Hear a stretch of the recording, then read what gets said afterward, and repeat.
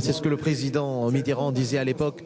Jamais peut-être le rapport de la mort n'a été aussi pauvre qu'en ces temps de sécheresse spirituelle où les hommes pressés de vivre paraissent éluder le mystère. Ils ignorent qu'ils tarissent ainsi le goût de vivre d'une source essentielle. C'est ce que les Réunionnais ont parfaitement compris. Merci, Monsieur Bagat. On continue d'écouter l'imam. Tous mes camarades, ils ont des vêtements neufs. Et moi, je suis un orphelin. Mon père est décédé. Et ma mère s'est remariée. Mais cet homme, mon beau-père, lui, n'a pas les moyens comme mon père défunt avait les moyens. Donc c'est pour ça que je suis en train de pleurer, je suis attristé. Rasulullah sallallahu alayhi wa sallam prend dans ses mains. Il emmène chez sa fille, Hazrat Fatima radiallahu anha, en disant « Oh ma fille, regarde parmi les vêtements de mes petits-enfants, Hassan ou Hussein, lequel sied à cet enfant. Habille-le, prépare-le, je vais le prendre avec moi. » Hazrat Fatima radiallahu anha prépare cet enfant, cet orphelin. Rasulullah sallallahu alayhi wa sallam maintenant, lorsqu'il est prêt, il s'est habillé de ses vêtements resplendissants, neufs. Alors Rasulullah sallallahu alayhi wa sallam dit avec cet enfant, écoutez bien mes frères, il dit, oh mon enfant, est-ce que tu voudrais que je devienne ton père et toi tu me deviennes mon fils? Alors cet enfant il verse des larmes de bonheur en disant, ô prophète d'Allah, quelle plus grande ni'ma, quelle plus grande faveur que de t'avoir toi chef des prophètes comme père. Je suis content, je suis d'accord, prophète d'Allah. Le prophète sallallahu alayhi wa sallam me prend par la main, maintenant il commence à le parader dans la ville. Et l'enfant qui était attristé tout à l'heure, il est en train maintenant de se vanter devant ses autres camarades en disant que, oh mes amis, aujourd'hui j'ai le meilleur des pères. Mes frères, il y a beaucoup de leçons à tirer dans cela. Un autre exemple, il y avait un homme pieux et cet homme, il est venu auprès d'un saint en disant que je voudrais donner de l'aumône à une personne qui est méritante, j'ai une somme d'argent. Le bouzouk, qu'est-ce qu'il lui a dit, le saint? Il a dit, si l'argent est gagné licitement, automatiquement, il va aller dans les mains des gens qui sont méritants. Alors, il lui a trouvé cela un peu exagéré. Il a dit, bon, je vais moi-même chercher. Il est sorti à l'extérieur. Il a cherché, il a trouvé une personne, une vieille personne avec une canne en train de marcher avec beaucoup de difficultés, qui était aveugle. Alors, il arrive devant cette personne, il prend la somme d'argent, il met en toute discrétion dans la main de cette personne. Et il repart. Le lendemain, maintenant, il repasse devant cette personne, devant ce mendiant aveugle. Et là, qu'est-ce qu'il entend? Il écoute.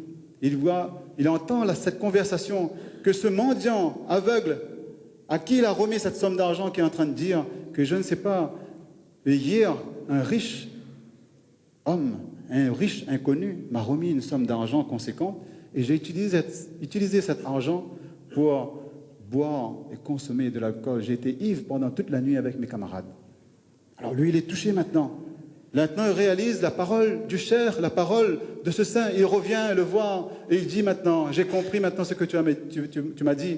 Alors le cheikh lui dit, le saint lui dit, voilà maintenant un dirham, une pièce. Et quand tu sors de ma maison, la première personne que tu vas rencontrer, donne à cette personne cette pièce. Il sort de la maison. Lorsqu'il sort de la maison, il voit une personne en bonne santé devant lui. Alors là, maintenant, il a un moment d'hésitation, mais il pense à la parole du saint qui lui a dit, la première personne que tu rencontres, donne-le. Il remet cette pièce. Et là, il voit que la personne, il part rapidement. Il suit cette personne pour voir où est-ce qu'il va. Lorsqu'il voit, il voit cette personne en train de s'éloigner un peu légèrement de la ville, et à l'endroit où il y a une déchetterie, il jette quelque chose, après il continue son chemin, et il revient vers la ville. Alors maintenant, il accourt vers cette personne, il l'attrape par les bras, il dit, en faisant salam, il dit à cette personne, en présentant ses salutations, il dit, oh un tel, je voudrais savoir, qu'est-ce que tu es en train de faire? Qu'est-ce que tu viens de faire? Alors la personne lui dit, que tu me vois de cette façon, que apparemment je suis en bonne santé, mais je suis un homme pauvre. J'ai des enfants qui n'ont rien à manger à la maison. Je suis sorti ce matin pour rechercher un peu de nourriture pour eux, mais je n'ai rien trouvé qu'un pigeon qui était mort. Et j'ai pris ce pigeon, j'ai mis dans ma poche, et avec l'intention de revenir chez moi et cuisiner quelque chose avec cela pour mes enfants. Mais Allah t'a envoyé et tu m'as donné cette pièce. Maintenant, il a compris la leçon et il revient vers le cheikh. Donc mes chers frères, c'est à nous de comprendre tous ces messages que Rasulullah sallallahu alayhi wa sallam nous délivre en disant que les anges, en ce moment Voilà, même, on risque en train de nous de vanter terminer devant donc Allah cet certain nombre d'évocations et d'images avec l'imam en ce moment pour retrouver tout à l'heure la prière en arabe qui sera la fin d'ailleurs de cette cérémonie ici à la mosquée de Saint-Denis. Oui, donc l'imam qui rappelle une nouvelle fois l'importance de la miséricorde de Dieu et pour le croyant, combien c'est important de se rattacher à cette miséricorde divine. D'ailleurs, dans le Saint-Coran, Dieu dit Ya ibadi alladhina asrafu ala anfusihim la taqnatu min rahmatillah. Ô mes serviteurs, ne désespérez pas de la miséricorde de Dieu. On n'a pas le droit de désespérer de la miséricorde de Dieu. Et après cette prêche, où il nous rappelle aussi l'importance de la charité. Quand j'aspire à aller vers l'amour divin, je dois aussi donner de l'amour aux hommes. Et viendra ensuite le moment de la dernière prière, donc qui va conclure tout ce mois du Ramadan avec une prière officiée par l'imam Mustafa et ensuite une prêche en arabe et ensuite les croyants pourront partir sur terre, rentrer chez eux dans leur famille et plein de bonheur. Est-ce qu'on peut avoir quelques indications sur la dernière prière en arabe qui sera lue tout à l'heure? Donc l'imam va diriger la prière. C'est une prière en 2 cycles, donc dans laquelle, par rapport aux autres prières, eh bien, il y a ce qu'on appelle des takbir, où l'on dit Allahu Akbar 3 fois, en plus que d'habitude dans le premier cycle, ainsi que dans le deuxième cycle, pour rappeler justement que c'est un grand jour. Et ensuite, il va réciter la sourate al-Fatiha, donc le chapitre de l'ouverture. Et il va réciter 2 chapitres du Coran que le prophète Mohammed avait l'habitude de réciter le jour de Eid. Après cela, il va invoquer Dieu, donc en arabe et en langue française. Puis il y aura la prêche qui sera faite dans la langue arabe. Pourquoi la langue arabe? Parce que l'islam étant une religion universelle, donc la prière, la prêche, donc du vendredi et celle de la Eid et l'appel à la prière sont toujours faites en langue arabe. Alors en langue arabe, la question elle va être directe. Est-ce que tout le monde comprend ou pas quand c'est en langue arabe? Parmi les fidèles. Hein. Ce qu'il faut comprendre, c'est comme vous l'avez souligné tout à l'heure, c'est que nous avons la chance ici à La Réunion d'avoir des imams francophones. Et donc, même si tout le monde ne comprend pas la langue arabe, mais il y a au moins le mérite que cela est expliqué. Et aujourd'hui, dans les médersa, eh bien, la langue arabe est enseignée justement dans cette volonté que dans les générations futures, nous ayons aussi des musulmans qui sont arabophones. Peut-être avant de continuer cette série de prières qu'on écoute, puis de lecture du Coran, je voudrais simplement et puis rapidement remercier la mosquée de Saint-Joseph où nous devions être. Tout avait été organisé pour faire cette retransmission pour des raisons, bon, on ne va pas rentrer dans les détails, de financement, c'était compliqué. Donc on s'est rapproché de la mairie de la mosquée de Saint-Denis. Alors là, les fidèles se lèvent. Donc les fidèles se lèvent. L'imam Marsoumoula vient de montrer, de rappeler comment est-ce que cette prière, eh bien, elle est accomplie. Donc on voit donc que l'imam Mustafa se met debout. Donc on va lui installer son micro. Et ensuite, à la différence des prières habituelles où cela est introduit par ce qu'on appelle le takbir, Allahu Akbar, Allahu Akbar. Là, l'imam dira directement Allahu Akbar, Dieu est grand, et il va réciter donc, commencer donc la prière donc de l'Aïd. Ensuite, donc après la prière, il fera les invocations et la prêche. Donc moi, je vais donc vous quitter pour aller communier donc avec le Seigneur. Et ensuite, je reviendrai avec notre cher ami Pierre Hugo. Pour la fin, donc, on essaiera de se rapprocher un petit peu des fidèles qui prient. Merci, imam, et puis dans quelques instants.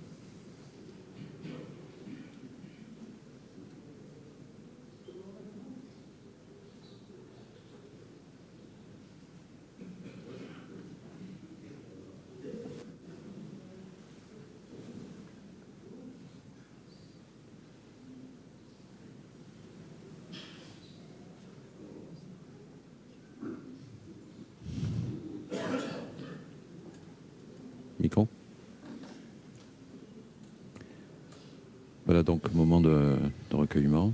Tout le monde est debout pour cette prière de l'Aïd, prière de cette fin de Ramadan. Dans quelques secondes. Là, tout le monde est donc prêt pour cette prière avec l'imam. Allahu Akbar.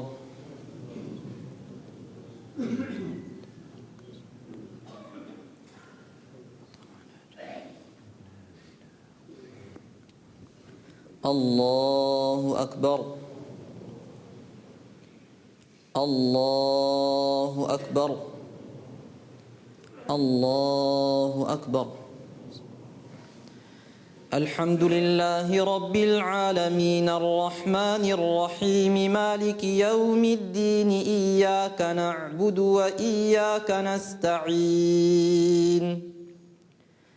اهدنا الصراط المستقيم صراط الذين أنعمت عليهم غير المغضوب عليهم ولا الضالين